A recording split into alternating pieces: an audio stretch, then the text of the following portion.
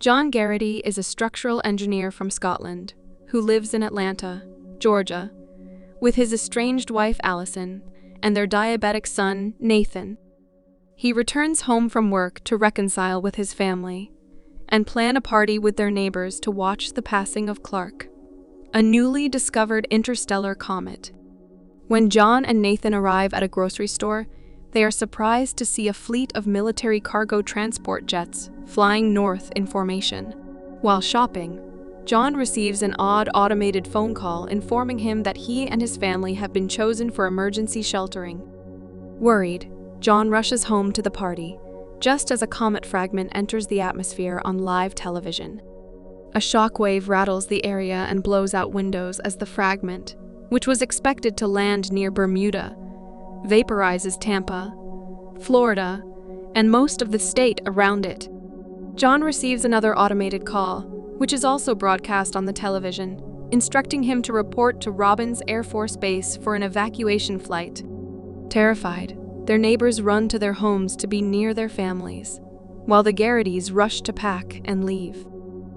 Their next-door neighbor Ed warns them that Clark is actually a massive cluster of objects that will bombard Earth over the next 2 days, with the largest fragment causing an extinction-level event. Another of their neighbors, Deborah, begs John to take their daughter Ellie with the Garritys to be saved. But John speeds away, knowing she would be turned away. A traffic jam prevents the family from reaching the gate at Robins, forcing them to continue on foot. They are admitted using the QR code on John's phone and their wristbands. When they are forced to pack their belongings into one bag, they discover that Nathan's insulin is missing. While Allison and Nathan wait to board the plane, John quickly returns to the car to get it.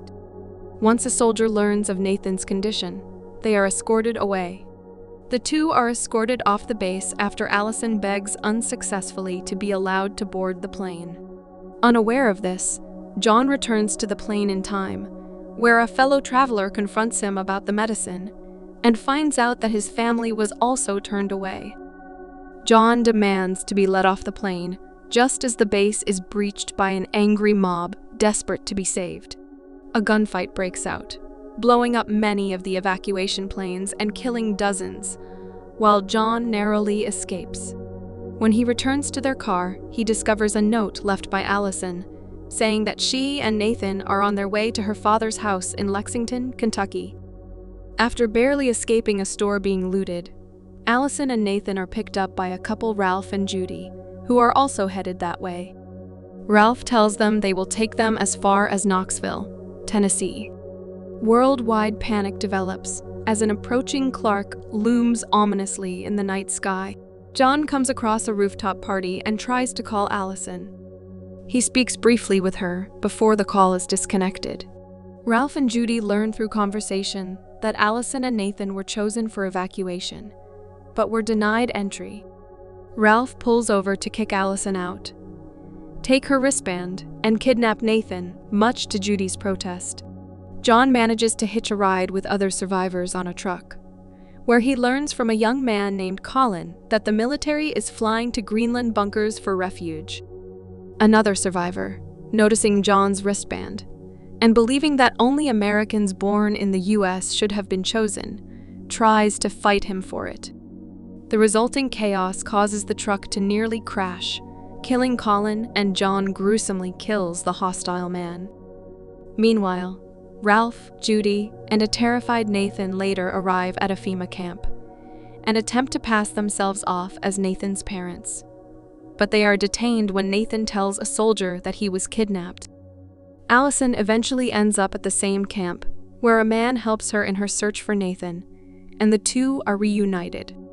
The next day, John wanders through an empty neighborhood, breaking into a house in search of food and water.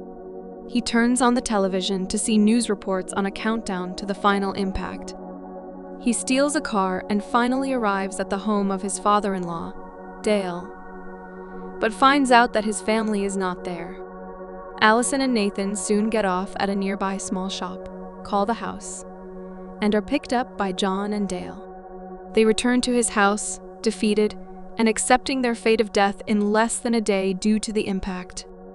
However, recalling some information from Colin, John realizes they may have enough time to make a last-minute flight in Canada to reach the bunkers.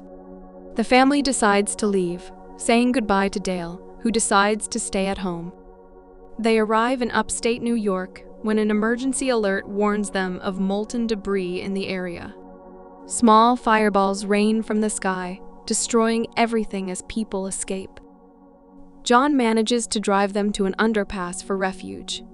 And after some time, the meteor shower ceases, leaving much of the area on fire, but allowing the family to continue to Canada, as it is revealed that Clark's largest fragment will make impact somewhere in Western Europe. As the plane prepares to take off, John drives onto the runway, and a furious pilot confronts the family. He claims that the plane is full, and that no more passengers can board, but eventually, Allison convinces the pilot to take them. As the plane approaches Greenland, another fragment strikes off the coast, causing the plane to crash land into a valley and killing the pilots. After John leads his family and the survivors to the nearby airbase, the group embraces as Clark enters the atmosphere and impacts. 9 months later, the Greenland base attempts to make radio contact with other potential survivors. The bunker doors open, allowing the survivors to see the radically altered landscape for the first time. When they see a pair of birds flying around as they exit the base, the crowds cheer. As Greenland finally makes contact with other stations around the world, they are relieved to hear each other, and reports that the atmosphere is finally clearing. Thanks for watching. To catch all the latest from us, subscribe and hit the bell icon to get notified as soon as a new video drops. We'll see you in the next one.